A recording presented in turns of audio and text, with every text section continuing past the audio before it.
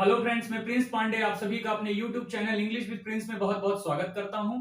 तो जैसा कि फ्रेंड्स हम एक बेसिक टू एडवांस इंग्लिश की एक सीरीज चला रहे हैं और ये सीरीज तब तक चलती रहेगी जब तक स्पोकन इंग्लिश का पूरा कोर्स खत्म नहीं हो जाता और जब तक आप बोलना सीख नहीं जाते। तो फ्रेंड्स, मैं आपको पिछले वीडियो में मैंने आपको कुछ अच्छे अच्छे सेंटेंसेस बताए थे। उन्हीं सेंटेंसेस के सिलसिले को आगे बढ़ाते हुए कुछ आज और मैं आपके लिए सेंटेंसेस लेकर के आया हूं और उस सेंटेंस के साथ साथ मैं आपके लिए कुछ कॉन्सेप्ट भी ले आया हूं। अभी मैं आपको शुरुआत में सेंटेंसेस इसलिए बता रहा हूं जिसकी मदद से आप इन सेंटेंसेस को बोलें तो आपकी आदत पड़े बोलने की, और जब कभी भी आप इन सेंटेंसेस को बोलेंगे तो बहुत ही अच्छे हैं, बोलने में भी अच्छा लगेगा और आपकी बोलने की आदत पड़ जाएगी। और फिर धीरे धीरे मैं आपको कंस्ट्रक्शन, धीरे धीरे स्किल्स, कैसे बोलते हैं, कैसी चीजें करते हैं, ये सारी चीजें मैं आपको सिखाता जाऊंगा। तो आज की इस वीडियो में सेंटेंस के साथ साथ मैंने कॉन्सेप्ट भी लिए हैं जो मैं आपको समझाऊंगा। आप उनसे सीखिए और फिर बनाने का आपके प्रयास करिए। तो आइए फ्रेंड्स, मैं आपके लिए जो सेंटेंसेस लेके आया हूं वो ये है। देखिए, बहुत खूबसूरत सेंटेंस है। लिखा हुआ है, दिल के घाव जब दिमाग पर भारी पड़ जाएं तो लोग उसे अक्सर सनक का नाम दे देते हैं। कितना खूबसूरत सेंटेंस है। आप किसी से बोले तो मजा आ जाएगा। इसको आप इंग्लिश में बोलेंगे, when the wounds of heart, wounds मतलब होता है घाव, और व्हेन मतलब जब, when the wounds of heart overwhelm का मतलब होता है हावी हो जाना, वंस माइंड किसी के दिमाग पर, people often call it craziness, तो लोग हमेशा उसको सनक का नाम दे देते हैं। मतलब when the wounds of heart overwhelm one's mind, people often call it craziness, जब कभी भी घाव दिमाग पर भारी पड़ जाए तो लोग उसे अक्सर सनक का नाम दे देते हैं। दूसरा जो सेंटेंसेस अपने पास है फ्रेंड्स वो है, टूटे हुए दिल को समेटने जाओगे। कितना खूबसूरत सेंटेंस है।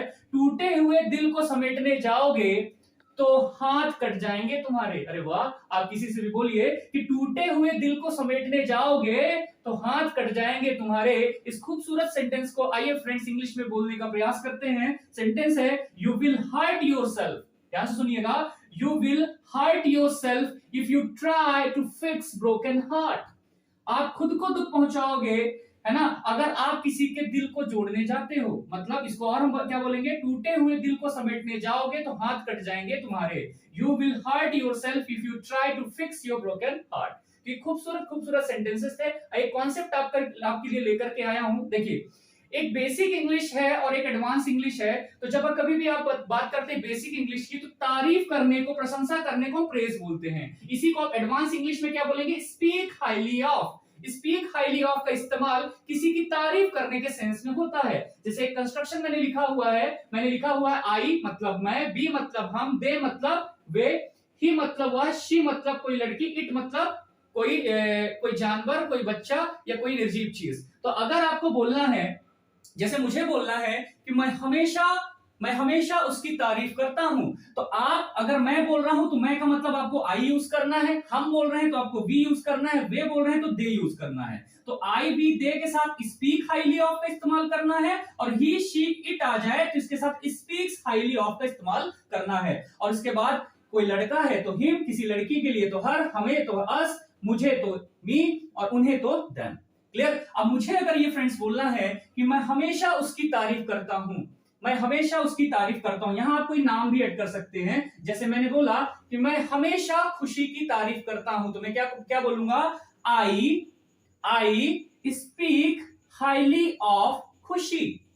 मैं हमेशा उस लड़के की तारीफ करता हूं, तो लड़के के लिए हिम, लड़की के लिए हर, है ना। तो मैं क्या बोलूंगा कि I speak highly of him. आप ऑलवेज भी लगा सकते हैं, जैसे आप लगा दीजिए, I always speak highly of him.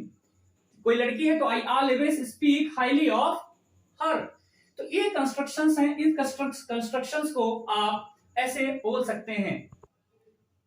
तो आइए फ्रेंड्स, इस कंस्ट्रक्शन पे बेसिस सेंटेंस हम कैसे बनाएंगे, आइए इस बात को हम सीखते हैं। जैसे लिखा है, मैं हमेशा खुशी की प्रशंसा करता हूं, तो मैं मतलब क्या होगा, आई, तो मैं के साथ क्या लगा देंगे, आई। उसके बाद आपको हमेशा लिखा है तो हमेशा के लिए आप ऑलवेज लगा सकते हैं, क्योंकि ऑलवेज का मतलब क्या होता है, हमेशा। उसके बाद आपको लिखना है सब्जेक्ट के बाद ये स्पीक हाईली ऑफ, तो यहां पे आप यूज कर लीजिए स्पीक हाईली ऑफ, जिसका मतलब होता है प्रशंसा करना।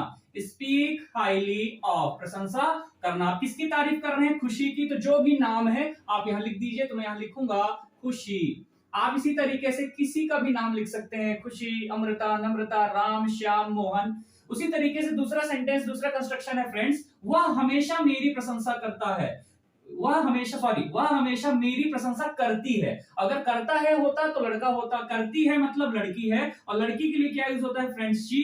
तो यहाँ आएगा शी, फिर लिखा है हमेशा, तो हमेशा को अपन लिखेंगे ऑलवेज, और अगर हमेशा नहीं लिखा है तो ऑलवेज लिखने की जरूरत नहीं है। उसके बाद प्रशंसा करना है तो लिखना है speak highly of, speak highly of. तो यहाँ पे आपने लिखा speak highly of, speak highly of. किसकी प्रशंसा? मेरी। मेरी मतलब होता है मी, तो आप यहां लिख दीजिए मी। इस तरीके से इस कंस्ट्रक्शन के हिसाब से आप एडवांस इंग्लिश के ये कंस्ट्रक्शंस बना सकते हैं, ऐसे और भी सेंटेंसेस बना सकते हैं।